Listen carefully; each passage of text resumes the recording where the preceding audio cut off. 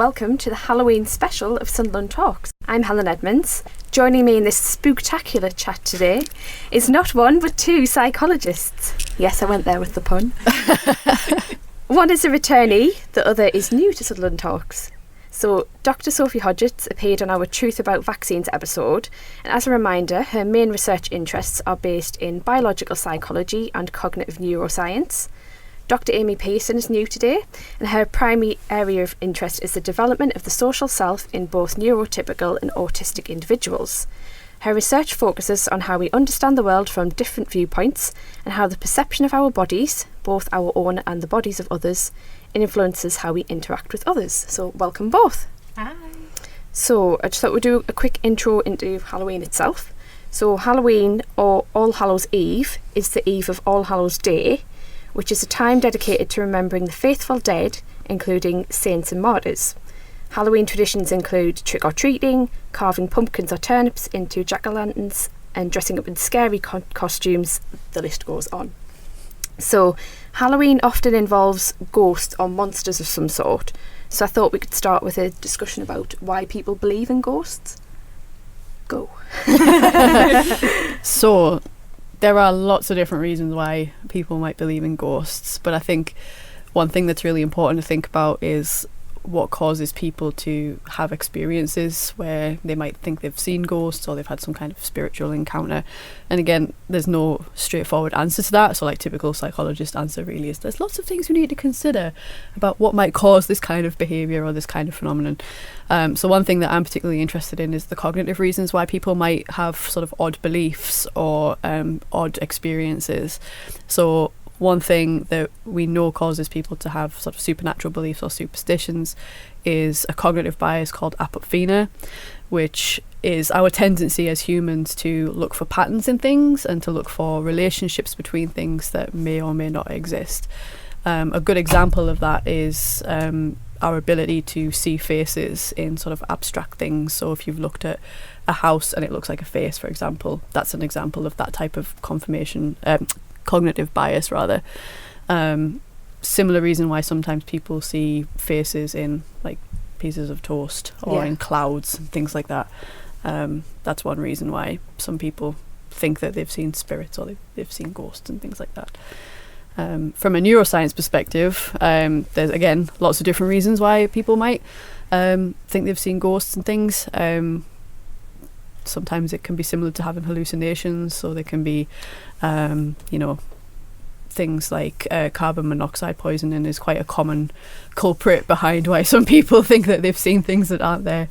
Not saying that everyone's experience of spooky things is because they've experienced that, but it's definitely one thing that we do see come up quite a lot is some kind of external factor affecting the way their brain works, and that's usually the culprit. Mm-hmm.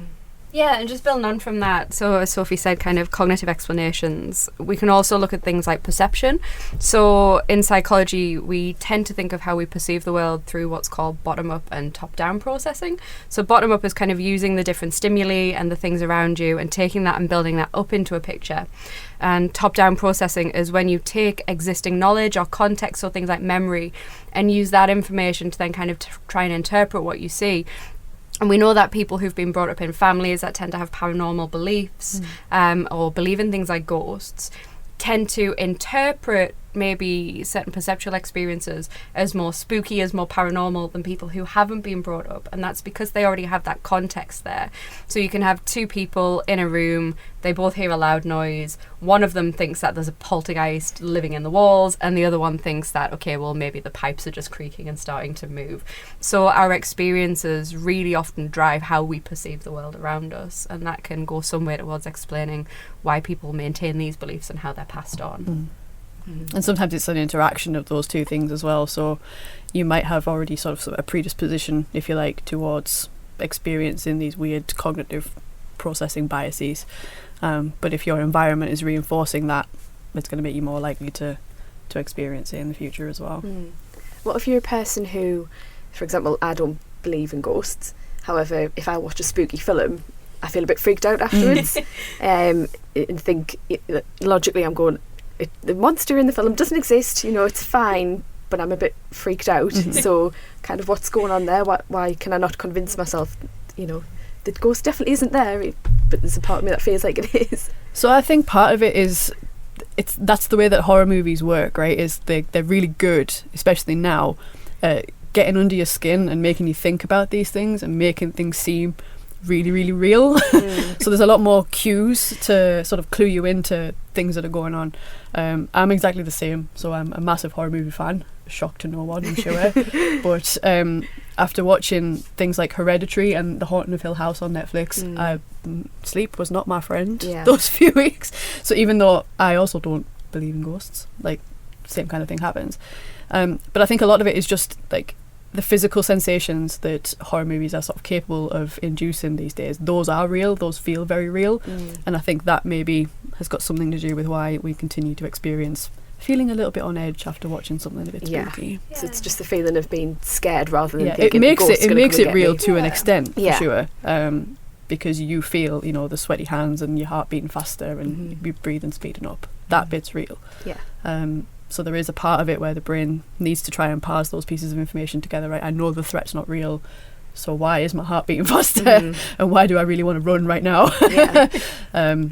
Yeah, that's just part of the way horror movies work, I think, in my opinion. Yeah, and I think a lot of it also ties to ambiguity. So there are a lot of things that we don't have the answer for at the moment, that we can't explain using science. And so though we can say to what we think is a really high degree of certainty that these things don't exist and they're not going to happen, there's always that aspect of not knowing. And as Sophie said, we like to make sense of things, we like to make patterns, we like to find closure.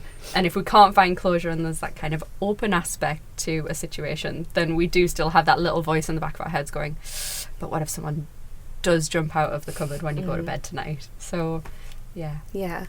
I thought this would be a nice segue into talking about parapsychology and anomalistic psychology as well. Yeah. So parapsychology is the study of paranormal activity that we can't explain by science. So it's looking at possible reasons why. Whereas anomalistic psychology is the study of human behaviour and experience connected with the paranormal, with the assumption that there's nothing paranormal involved. So I was wondering if you could give us some examples of paranormal activity that can actually be explained by science. Good question. So I do have a list of prompts if we need them. So things like, one I always remember from studying psychology is sleep paralysis. That's a big one. I don't know if you could explain a little bit about what that is. So yeah, sleep paralysis is the normal experience of being paralysed while you sleep, but you're actually slightly awake when it happens, and it is single-handedly one of the scariest things that I personally have ever experienced. But also from other people's sort of like anecdotal stories about it happening to them, it is very scary. But that can be one reason why people see like the sort of stereotypical thing in the corner when you have sleep paralysis. That is a thing that happens, and that's essentially, it's the part of the brain that's sort of still dreaming, if you like. That's the bit that's sort of responsible for you having these odd perceptions while you're kind of awake, but also still kind of asleep. But I think, again, coming back to sort of the physical aspects of feeling scared as well, waking up and not being able to move anything, that on its own is very scary, which kind of feeds into any sort of odd perceptions or odd experiences that you might have during that time. So yeah, sleep paralysis is definitely a way of explaining some of the odd things that happen in the middle of the night. Yeah, you've also got, linked to sleep paralysis, something called hypnagogic and hypnopompic hallucinations. And this is something that I experienced as a teenager. So I remember being about 14, 15 and waking up and seeing people in the room or hallucinating that there were things going on. And for a while I was convinced that I could see ghosts, and I was waking up and there were ghosts in my bedroom. And it is literally just that experience of kind of, you're starting to fall asleep, and you kind of haven't quite caught up with yourself. So you might fall asleep and see things as you're starting to dream, or you might wake up, and that process of waking up takes a little while. So you're still kind of coming out of REM sleep, which then causes you to see these things that aren't really there. And it can be really disorienting from people when they experience it, and quite concerning if you don't really know what's going on. It's never happened before. It's quite scary to wake up and see something in the room. But giving yourself time to adapt to that, you can gradually realise that, okay, well, everything still is okay and I'm completely safe. But not knowing how to interpret that, it makes it a lot more terrifying. And you probably think, you know, if that's happened and you wake up and you say, oh yeah, I saw a group of people in my room last night, and people would be like, what are you talking about? Yeah, so it probably stops you talking about it a little bit. 9 times out of 10 it's the chair with the pile of clothes on Yep. it. Uh-huh. Yeah, I think everybody has that. Yeah. And you're like, oh my God. Oh yeah, it's just my clothes I dumped yesterday. Yeah. I think it's just something in as well, say people sort of egging each other on a little bit. So if one of you goes, oh my God, there's a ghost, and somebody else goes, oh yeah, there is something there, and then is there something in that? Like if there's a group of people? Yeah, so I think if you're in a sort of group of people who perhaps share similar beliefs, kind of like what Amy was saying before, if you're raised in an environment where sort of alternative or paranormal explanations for things are more accessible and more accepted, then definitely it can reinforce your thinking that perhaps what you experienced wasn't something that can be easily explained in a scientific way, but rather maybe it is something paranormal or supernatural that's going on. Yeah. Mm. Yeah. As humans, like we like to kind of cohese with other people, and we like to feel like we fit in. And so we're constantly looking for ways in which we can align ourselves with other people and kind of maintain these social dynamics. And so you see that in cases of mass hysteria. It's quite often one person's belief has spurred somebody else on, and that passes along, a little bit like a fire catching. A lot of it just comes down to kind of this need to feel like you fit in with others. And it's not something we necessarily do consciously. We don't sit there and think, okay, well, I'm going to say that I believe this as well. But if someone seems convincing, you might think, oh, well, I saw that the other day, and perhaps it was this. Perhaps it can be explained through what this person's saying rather than something more logical.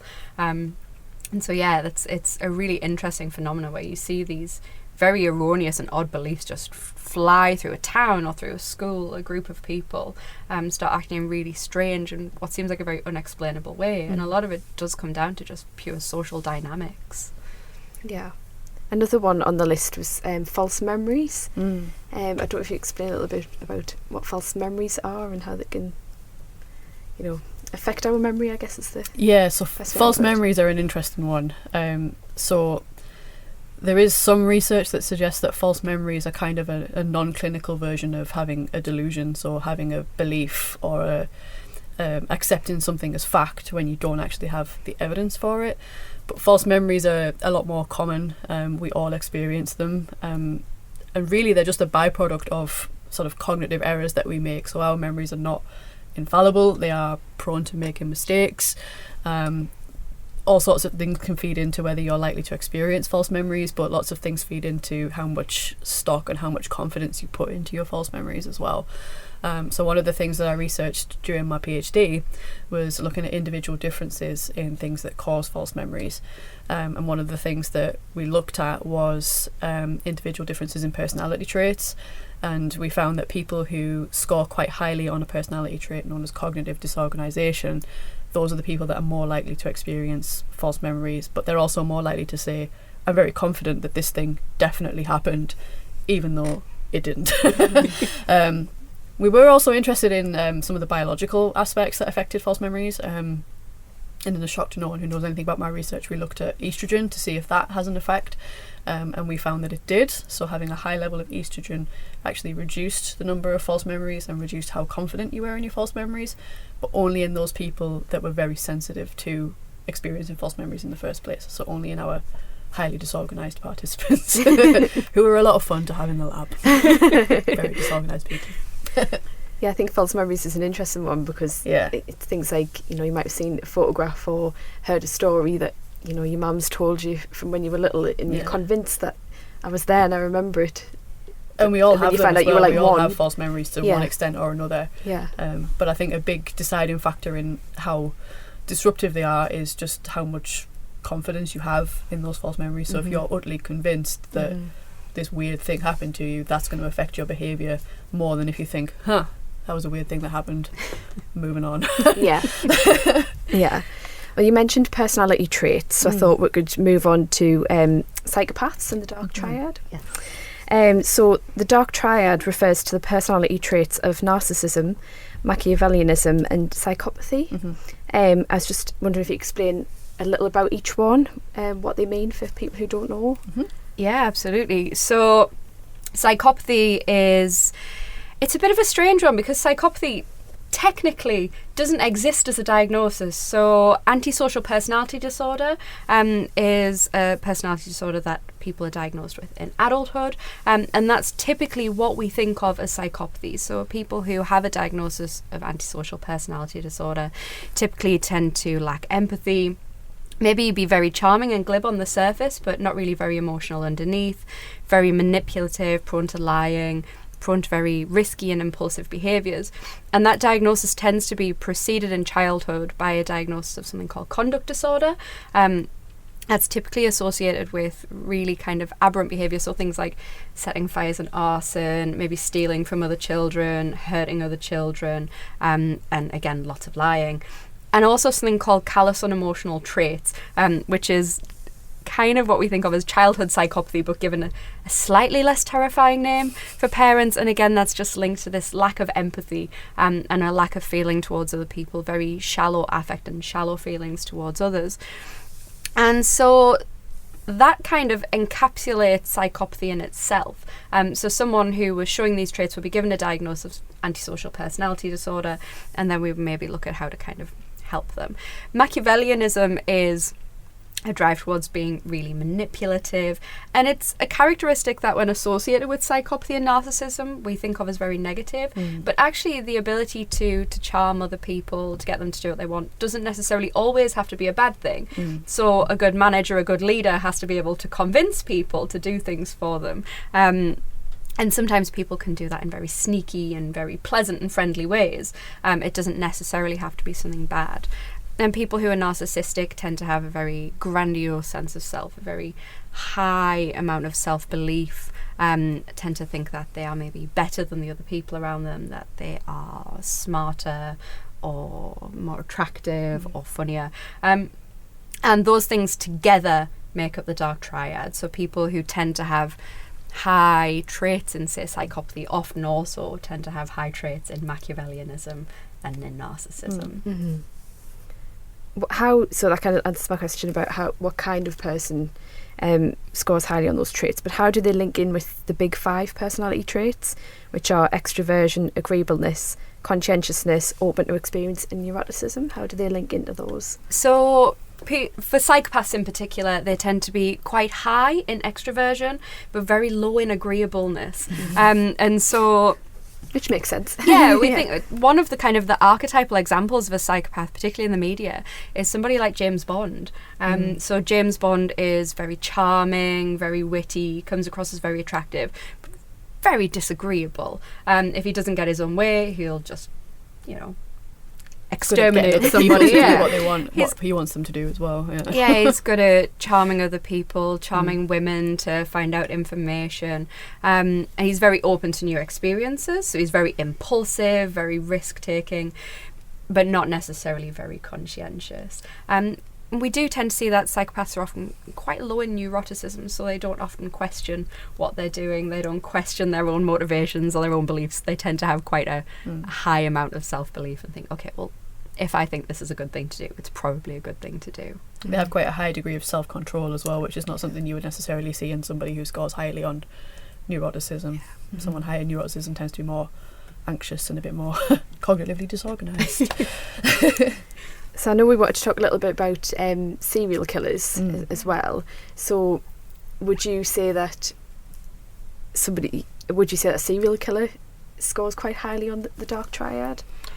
It's a really interesting one. So there's been some research done with serial killers and also with people kind of on death row. So people who've committed these really heinous crimes. And one of the things that people who study psychopathy would push is that not all psychopaths are serial killers. So there's been a bit of a move over the past few years towards characterising psychopathy as a developmental condition. So it generally tends to be characterised by differences in genetics and in brain activity, both structure and function. And it's not really something that someone necessarily has a choice to. It can often be related to things like childhood trauma. And so thinking about it as something developmental that, a person doesn't have a choice in allows us to approach it in a bit of a different way. So not all psychopaths are serial killers, but the grand majority of serial killers are psychopaths. So they're really high in these kind of traits that we think of as charm, risky, they're impulsive, they tend to have really grandiose beliefs about themselves. And we think, again, that we do see brain differences in these people. So they tend to have differences in functioning, something called the amygdala. So the amygdala is usually referred to as the hub of fear in the brain. When you are really scared or you see someone else really frightened, your amygdala gets really super active. And psychopaths don't show that kind of activity, so they tend to struggle with feeling fear, which goes some way to explaining why they're so impulsive, because they just don't get that kind of that terrifying, oh, maybe I shouldn't do this could go wrong, feeling that other people get. They also don't recognise fear in other people. So there's a quote, and I can never remember who it's from, but there's a researcher working with serial killers, and they were showing them pictures of different emotions and doing an emotion recognition task. I'm like, okay, well, this is happiness, I think that's sadness. And when they got to fear, they looked at it and they were like, I don't know what that is, but it's what people look like just before you stab them. And so they could identify that this was an expression people had, but they just didn't know what it relates to. And researchers think that that in some way goes towards explaining this lack of empathy that some serial killers might have for their victims. They don't recognise fear, they don't know what it feels like themselves, and so it doesn't really factor in to how they think about their interactions with other people.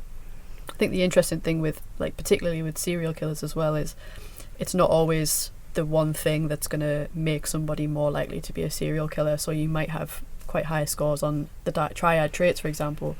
But a lot of the times with serial killers, there's something else that we need to factor in, whether it's childhood trauma or some kind of traumatic incident when they were younger. Quite often as well, we see brain injuries and significant head injuries as well, particularly when they're younger, usually around frontal areas, so areas to do with controlling your behaviour and response inhibition and things like that. So those sorts of things combined with those personality traits and those dispositions, those are the sorts of things that are maybe going to increase the chances, or Why are we so fascinated by serial killers? Why? There's a lot of true crime programmes on, especially on Netflix, there's loads of them. Why do we love watching stuff like that, or hearing stories about serial killers?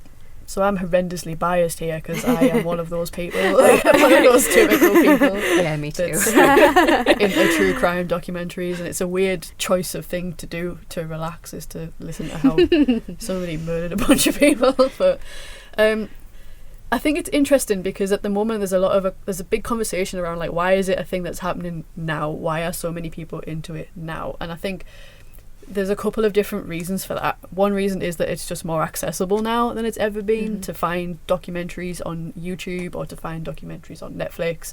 There are a multitude of different podcasts. There's whole book sections on true crime, like biographies and things like that. It's just easier to get hold of. I think with that, it's become more acceptable as well. So there's less of the stereotype of, well, that person's definitely like doing homework, like planning how to become a mass murderer because they're watching their 17th Ted Bundy documentary this week. So I think there is a degree of it becoming more acceptable. I also think as well that it's a little bit of it's not quite accurate to say that true crime is a new thing that people are interested in. Like, people have always been interested in true crime. If we think back to like in history, for example, when we saw people being publicly hanged, those were huge events. People would turn up and sell merchandise, they would sell snacks, they would take their kids. Like, it's not a new thing. People have always been interested in morbid stuff. Like the Belgonis example I was talking about earlier. She was a serial killer in the early 1900s. She was never caught, but they did find the bodies, if you like, and they found the grave sites. But that was a whole event, and people turned up and sold postcards, and again they took the kids and they sold, trinkets that they found at the crime scene. So it's always been a thing. It's I don't think it's anything new at all. Yeah, and I think a lot of it relates to humans' obsession with things that are odd. So things that we can't necessarily explain, that we don't understand, we just really want to understand. Yeah. We want an explanation. And for a lot of us, it just seems so wildly weird that somebody would think of doing things like this to other people. And we just think, well, why would someone do that? Can we understand it? Can we explain it in any way? I think it is related to what we talked about earlier as well. We were trying to explain odd events. As humans, we like to look for explanations for things. We like to understand why certain things happen, and whether it's trying to understand like the strange noises at night, or if it's trying to understand why somebody did that horrible, heinous act. Those are the similar reasons for that would motivate somebody to look for explanations and drive somebody's interest in those things. Obviously, not everybody has the morbid curiosity, and again, that's individual differences. You know, some people just, they're not interested in that kind of thing, and that's fine. That's fine. Yeah. That's fine too. Is there anything about Halloween that we haven't covered already that you want to cover from a psychology perspective? Don't think so. I don't know, thinking about our physiological enjoyment of being frightened. So when you were talking earlier about that feeling we get when something scares us and it's so real, I think one of the things that really interests me is we like to make ourselves feel scared, so we like to frighten ourselves. We seek out horror films and we seek out going on roller coasters, and a lot of people wonder why they like to do that. And part of it physiologically is that there are huge overlaps between how we feel when we're scared and how we feel when we're excited. So we get goosebumps, our stomachs feel really uneasy, we start to sweat, our heart speeds up, and we feel like that when something really terrifying happens, but we also feel like that maybe when we meet someone who we find really attractive, or we find out some exciting gossip, or get a new job. And so being able to seek out things that scare us gives us that same kind of experience, but in a really safe environment. So you know, if you sit at home and watch a horror film, that someone's probably not going to murder you after you watch it, but you get that rush that you would get. And there's a really lovely study a few years ago that kind of looked at the overlap in the responses in the body.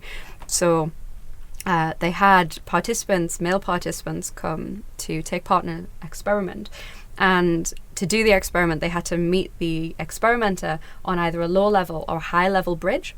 And so they had the participants walk out into the middle and meet with this female experimenter, and then afterwards, after they'd taken part in the study, they were asked to rate how attractive they found her, and they found that the men on the high level bridge rated her as significantly more attractive consistently than the people on the low level bridge. And the researchers argued that it was because the men on the high level bridge, their heart was racing and they were starting to get really sweaty and frightened because they were on a high level bridge. But instead of attributing it to being scared, they thought, it must be because this woman's really attractive. And so we tend to mix it up. And again, it just comes back to that kind of cognitive explanation of how we experience things. We don't have the exact answer or an exact understanding of ourselves and our own bodies. It's all based on our prior knowledge and how we think. And so we tend to really interpret our experiences very differently depending on what's going on around us. And I think when it comes to explaining like paranormal phenomena and really strange things that go on, a lot of the time it just comes down to the fact that we are imperfect at interpreting our own experiences. There's no kind of... It's easy to say, it was a ghost. Yeah. There we go. There's but no I think as solid well, your point about objectivity. sort of practicing things in a safe environment is one reason why horror movies continue to be so popular. Is it's a way of practicing those things that maybe you don't ever want to have to experience in the real world. So it's much safer to be scared because you've seen something on TV, or you've watched a movie, or you've listened to a true crime podcast. It's much easier to be scared that way than it is to have to experience it. And I think especially where true crime's concerned, there is sort of that explanation that, you know, by listening to these sorts of things you can figure out, you know, how to keep yourself safe. So I think there's a podcast called My Favourite Murder, and that's one of the things that they're really into, is we like this stuff so that we can figure out how to not let it happen to us. We don't want to be one of the stories that we talk about. And I think that's quite similar with horror movies as well. So practicing things, you know, that will help you to detect danger and threats and things like that. But don't run up the stairs. Yeah. Don't ever That's go the into big the one. basement on your own. Don't ever say, I'll be right back. Turn the lights on. Yeah. Right? Never turn the lights on. It's always dark. Don't get drunk or do drugs. That's a surefire way to get murdered by Jason Voorhees. For sure, yeah. So my final question is the most important one. What are you dressing up as this Halloween? I told you my plans earlier. Apparently we're having a Brexit-themed Halloween party. Oh no. I'm going to go as scary things to do with Brexit, like Yeah, food shortages. that is terrifying. Boris Johnson. Oh no.